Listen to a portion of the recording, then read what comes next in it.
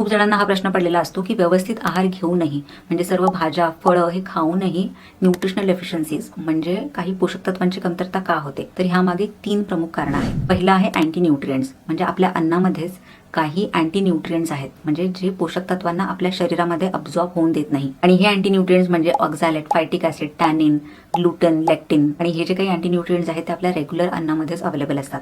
जसं की टॅनिन हे चहामध्ये असतं. जर तुम्ही खाल्ल्यानंतर किंवा ब्रेकफास्ट नंतर लगेच चहा घेत असाल तर त्या खाण्यामधलं आयर्न जे आहे ते तुमच्या शरीरामध्ये अब्झॉर्ब होणार नाही. त्यानंतर नट्समध्ये फायटिक ऍसिड असतं. सो जर तुम्ही नट्स म्हणजे बिया, आल्मंड्स, वॉलनट हे न भिजवता खाल्ले तर त्या नट्स मधले जे काही न्यूट्रिएंट्स आहेत ते तुमच्या शरीरामध्ये अब्झॉर्ब होणार नाही. तर हे झालं अँटी न्यूट्रिएंट्स बद्दल. दुसरं जे कारण आहे ते म्हणजे बऱ्याच जणांना पचनाचे विकार असतात. अपचन, ब्लोटिंग, कॉन्स्टिपेशन आणि बऱ्याच वेळा हे सिम्पटम्स जे आहेत ते दिसतात लो स्टमक ऍसिडमुळे.